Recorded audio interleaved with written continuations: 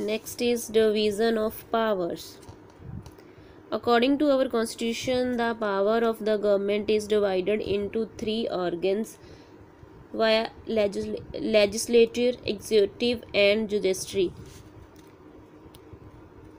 According to the constitution, संविधान के अनुसार, ठीक है, कि जो गवर्नमेंट की पावर होती है वो डिवाइड होती है थ्री ऑर्गन में, ठीक है, जैसे विधान, कार्यकारी एंड न्यायपालिका दे रूप विच लागू की जाती है। जैसे क्या होती है, legislative refer to the elect the representative, जो execute is responsible for implementation of the law and regulation for smooth running of government, and judiciary declare if any law passed by legislature or executive is ultra vires beyond the legal power and authority। कि जो legislative refer to the elect the representative, क्या refer करती है, elect करने की, select करने के लिए रिप्रेजेंटेटिव, ठीक है। Executive is the responsible for implementation of law, कि जो एग्जीक्यूटिव पार्ट है वो क्या करता है, वो रिस्पॉन्सिबल होता है इम्प्लीमेंट करने के लिए जो लॉ और रूल और रेगुलेशन होते हैं, sorry, for smooth running of government, की जो गवर्नमेंट है हमारी वो स्मूथ रनिंग कर रही है with the rule and regulation से, ठीक है। Judiciary declare if any law passed by, कि जो जुडिशरी है वो क्या डिक्लेयर करती है कि कोई भी लॉ पास किया गया किसके द्वारा, लेजिस्लेटिव द्वारा या एग्जीक्यूटिव के द्वारा, जो जिसको अल्ट्रा वायरस बोलते हैं, beyond the legal power और अथॉरिटी, किसके beyond legal power of authority के।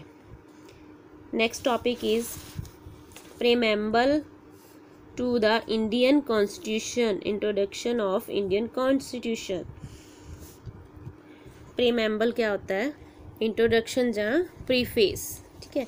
The preamble of constitution give an insight into the objective and the principle which were desired to be achieve through the constitution.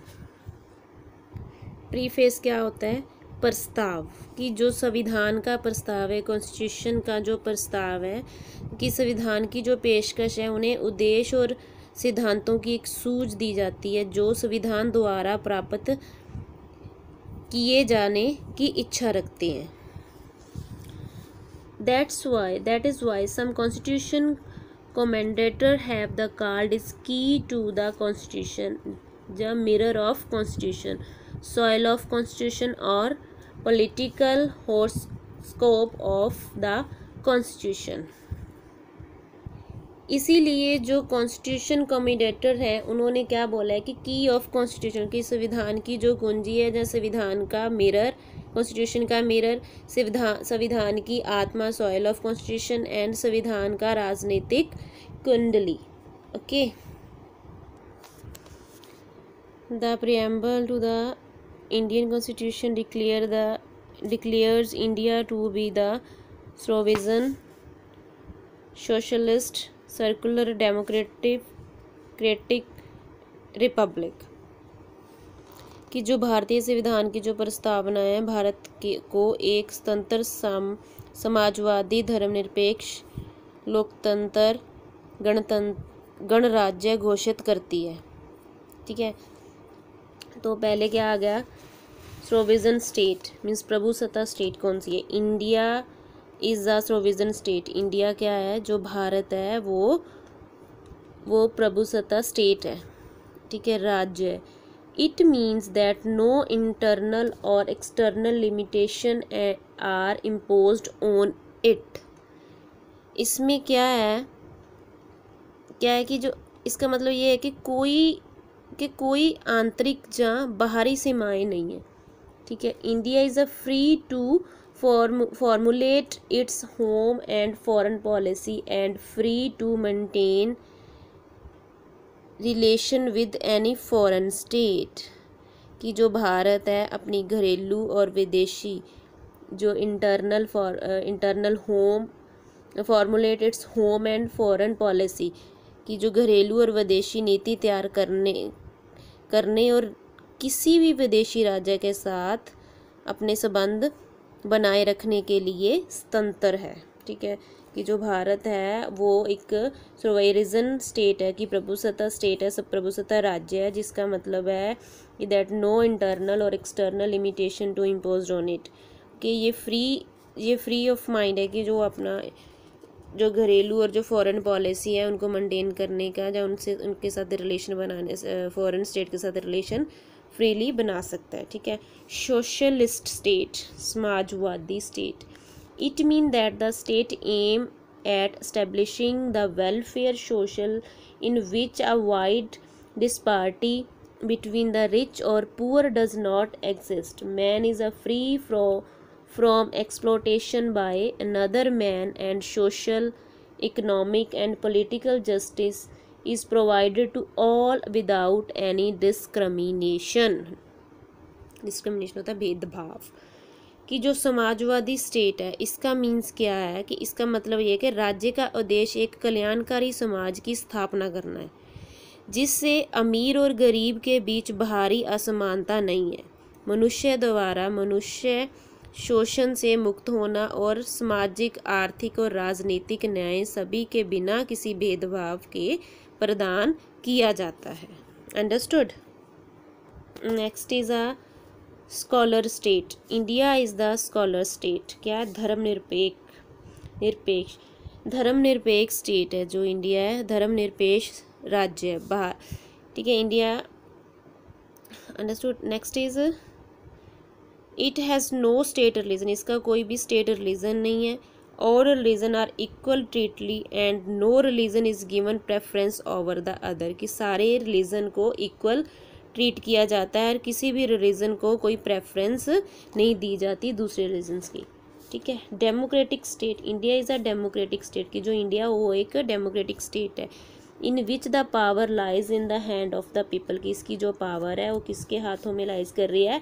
Peoples में। The government is the accountable to the people are given the democratic rights and liberties, कि जो government है वो लोगों के प्रति जवाबदेह है, लोगों को लोकतंत्र अधिकार, लोकतंत्र डेमोक्रेटिक राइट्स एंड स्वतंत्रता दी जाती है। Next is Republic.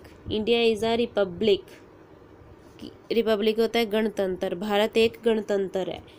In the republic the executive head of state is directly और indirectly elected by the people, कि एक गणतंत्र में राज्य के कार्यकारी प्रमुख को प्रत्येक या डायरेक्टली या इनडायरेक्टली रूप से लोगों द्वारा चुना जाता है। The president of India is the elected indirectly bye vote of people, कि भारत के जो राष्ट्रपति हैं, राष्ट्रपति को लोकप्रिय वोट के इनडायरेक्टली रूप से चुना जाता है।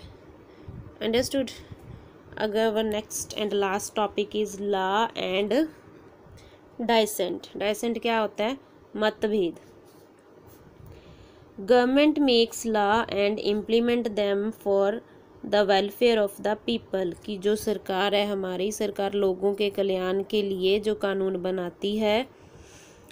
Do this law favour all the section of the society, उन्हें लागू करती। क्या कानून समाज के सभी वर्ग का पक्ष लेता है? If in any case a situation arise when the law does not protect certain interest of the people, then what should the people do? Means क्या है कि यदि एक ऐसी स्थिति उत्पन्न होती है तो जब कानून लोगों के कुछ हितों की रक्षा नहीं करता तो लोग क्या, तो what should the people do, कि लोग क्या करें? Should they raise their voice against the law of obey them politely? क्या उन्हें कानून के खिलाफ आवाज़ उठानी चाहिए या उनका पालन करना चाहिए? To understood the concept of law and dissent study salt satyagrah and the anti-liquor agitation. We will discuss incident in two different concepts, before and after independence.